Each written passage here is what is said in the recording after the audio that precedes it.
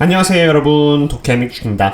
어제 잭슨홀에서의 연준회장 스피치를 통역했고 많은 고통이 있겠지만 인플레이션을 놔두면 계속해서 스스로 악화되는 경향이 있기에 고통을 감수하더라도 설사 다음 미팅 때 데이터가 좋지 않을 경우 큰 보폭으로 금리를 올리겠다는 매파적인 발언과 함께 모든 주가가 이렇게 빨갛게 물들었습니다. 개인적으로 잭슨홀에서의 스피치가 시작이 될지는 모르겠지만 이렇게 8월 초 때부터 해서 이럴 때일수록 고평가 기업들은 특히나 투자를 조심해야 하고 원유 기업에 투자함으로써 대응을 하거나 현금을 모아나가야 한다고 말씀을 드렸는데요. 확실히 원유 기업들은 그 사이에 많은 반등을 해주었고 이번 하락에도 그렇게 큰 하락을 보여주지 않았으며 대부분 이렇게 저평가이기 때문에 장기적으로 좋은 해징 수단이 되어줄 것이라고 생각합니다. 그리고 설사 약간의 조정이 온다고 해도 그것은 좋은 매수 찬스가 될 것이라고 생각이 되고요. 매수로서 대응하는 부분은 제 매매 과정을 멤버십 대상으로 공유드리는 텔레그램에서 말씀을 드리도록 하겠습니다. 참고로 멤버십 가입 방법은 이 링크를 통해서 가능하고요. 텔레그램 링크는 멤버십 게시판을 통해서 찾아볼 수 있으니 참고하시면 되겠습니다. 그리고 그 외에 사실 저의 경우 엔비디아 또한 고평가라고 누누이 영상을 통해서 말씀드린 바 있습니다. 대부분 제가 투자하는 기업에 있어서 제가 투자하는 스탠스는 밸류에이션을 고려하여 하락하면 더 모아나간다 했는데 엔비디아의 경우는 실적과 가이던스가 상당히 좋지 않게 나오면서 제가 엔비디아를 전부 다 매도하는 계기를 만들어 주었습니다.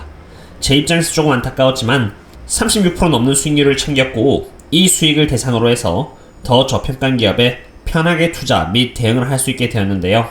이번 영상에서는 왜 제가 엔비디아를 매도하게 되었는지 알아보고자 합니다. 그럼 시작하겠습니다. 가장 먼저 엔비디아의 실적입니다.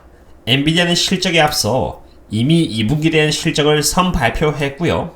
이에 따라서 애널리스트들이 기대치를 하향 조절하면서 이번 엔비디아 실적의 경우 EPS가 0.51달러를 기록하면서 0.01달러치 미스를 했고 매출액은 6.7빌리언 달러를 기록하면서 기대치에 맞춰지는 모습을 보여주었습니다. 하지만 그럼에도 불구하고 실적 그 자체의 모습은 생각보다 많이 실망스러웠습니다. 제가 개인적으로 가장 마음에 안 들었던 부분은 한때의 그로스 마진이 이렇게 65%에 달했는데 21% 정도 줄게 되면서 43%까지 나왔다는 부분이고요. 매출액은 3% 올랐는데 영업 비용은 오히려 36%나 올랐으며 영업이익은 80% 그리고 순이익은 70%나 지난해 동분기 대비해서 빠졌다라는 것입니다. 제가 더 실망했던 부분은 바로 가이던스였습니다. 비록 마진율은 62.4%에서 65%로 이렇게 다시 돌아올 것으로 가이드되었으나 사실 이미 43%로 빠진 마진율이 다시 정말 되돌아올 수 있는 것일까라는 의문을 갖게 되고요. 엔비디아는 3분기의 매출액으로 5.9빌리언 달러를 예고했는데 이것은 애널리스트의 컨센서스 대비해서 15% 부족할 뿐더러 2021년 3분기 대비 17%나 매출액이 하락할 것이라는 것을 알아볼 수 있었습니다. 왜냐하면 엔비디아의 2011년 3분기 매출액은 이렇게 7.1빌리언 달러였으니까요. 그리고 세금의 경우 9.5%로 잡혀있는데 이 부분은 2023년을 시작으로 15%까지 늘어날 계획입니다. 이 부분 조금 이따가 설명드리도록 하겠습니다. 그럼 이제 밸류에이션을 보도록 하겠습니다. 제가 몇 주 전부터 꾸준히 엔비디아는 고평가이기에 매수할 계획이 없으며 매수를 하더라도 이전에 제가 분할의 매수로 대응했던 시기인 150달러대가 돌아오지 않는다면 대응하기에는 조심해야 한다고 말씀을 드렸는데요. 이러한 시나리오 자체가 모두 실적은 그래도 괜찮을 것이라는 가정하에서였습니다. 왜냐하면 실적이 나쁘지 않은 상태에서 기업이 고평가를 받아 조정을 받는다면 그것은 괜찮으나 실적이 안 좋은 상태에서 고평가를 받는다면 안 그래도 고평가를 받는 기업은 더더욱 고평가를 받게 되어 하방 압력을 더 세게 받게 되기 때문입니다. 엔비디아는 지금 46의 PE 멀티플을 받고 있습니다. 그 말인즉슨 엔비디아의 TTM 기준에서 순이익 대비 시가총액이 46배를 받고 있다는 것을 의미하는데요. 지난 7년 동안 엔비디아가 보여준 연평균 순이익률은 25%로 보수적인 측면에서 엔비디아를 평가한다면 엔비디아의 PE 멀티플은 25가 되는 것이 맞습니다. 그렇게 된다면 엔비디아의 적정 주가는 괜찮으면 120달러, 실적이 많이 안 좋아서 최악의 경우는 87달러로 잘못하면은 51%까지도 조정을 받을 수 있다는 리스크가 있습니다. 그러나 엔비디아라는 기업의 훌륭함을 인정하여 프리미엄 멀티플 48을 둔다면은 엔비디아의 적정주가는 165달러로 7.5%만 고평가이며 실적이 개선될 경우 228달러까지도 바라볼 수 있겠습니다. 그럼 이렇게 기업이 받는 프리미엄에 따라서 기업이 크게 고평가가 될 수 있고 또는 적게 고평가가 될 수 있는 상태인데, 가까운 미래에 엔비디아가 처한 상황을 고려하여 어느 쪽이 그나마 조금 더 확률적으로 높은지를 판단해 볼 필요가 있겠습니다. 먼저 세금입니다. 아마 들어보신 적이 있으실 텐데요. 바이든 정부에서 제안한 세금 관련된 내용 중 한 개가 바로 수익을 내는 모든 기업들이 최소 15%의 세금은 낼 수 있도록 해야 한다는 내용이었는데요. 보시면은 2010년 기준에서 엔비디아에게 적용된 세금은 1.7%로 peer 대비 가장 적은 세금을 낸 기업이 바로 엔비디아였습니다. 엔비디아가 이렇게 적은 세금을 낼 수 있었던 이유는 우선 미국의 statutory rate 기준에서 세금은 21%인데 엔비디아가 벌어들이는 순이익의 실질적 위치가 바로 British Virgin Island, 이스라엘, 그리고 홍콩이라는 이유로 적은 세금을 적용받고 있었던 것입니다. 다른 빅테크들은 1.6%까지는 아니어도 적어도 적게는 11.8%에서 많게는 16.2%까지는 세금을 내고 있었던 것이고요.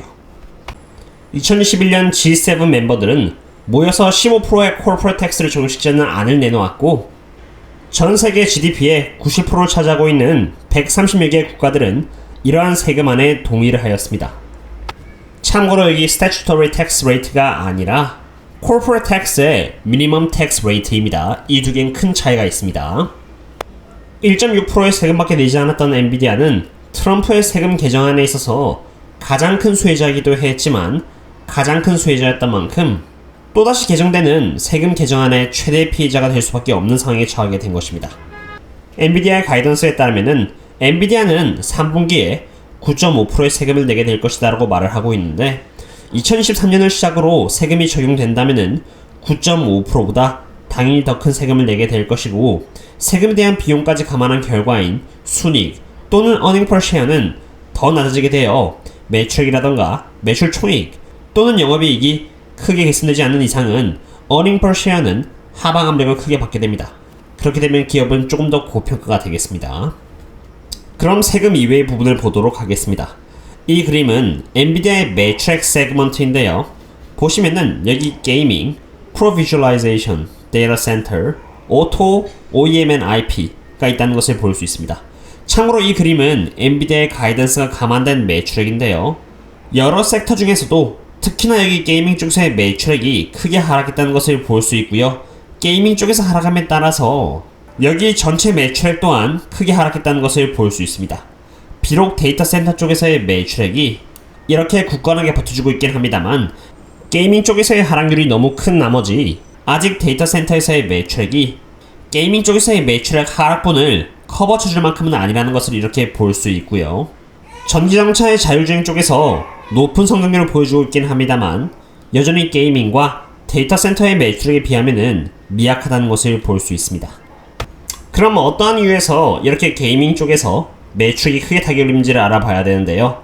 그 이유는 여러분들도 예상하고 있는 암호화폐 이더리움입니다. 지금까지 엔비디아의 GPU가 크게 수혜를 받은 이유는 이더리움을 채굴하는 과정에서 GPU가 필수였습니다. 그런데 최근 이더리움의 더 멀지라고 해서 여태까지 채굴하는 방식은 Proof of Work였지만 Proof of Stake로 변하는 과정에서 에너지의 사용량을 99.95%까지 줄일 수 있게 되었고, 바로 이러한 이유에서 GPU가 필요 없게 된 것입니다. 제 리서치에 따르면은 엔비디아의 게이밍 세그먼트에 있어서 이더리움이 차지했던 매출액의 비중은 26% 이상이었고 평균적으로는 14.72% 정도였습니다. 이제 이더리움의 채굴에 따른 GPU에 대한 매출액이 전혀 나오지 않을 것이기 때문에 게이밍 쪽에서의 실적이 악화될 만도 하다고 생각이 됩니다. 이러한 이유에서 저는 개인적으로 가까운 미래에는 엔비디아의 실적이 그렇게 좋지 않을 것이라고 생각이 됩니다. 그리고 이더리움에 의한 GPU의 매출이 사라지면서 기업은 더 고평가가 될 것이라고 생각이 되고요.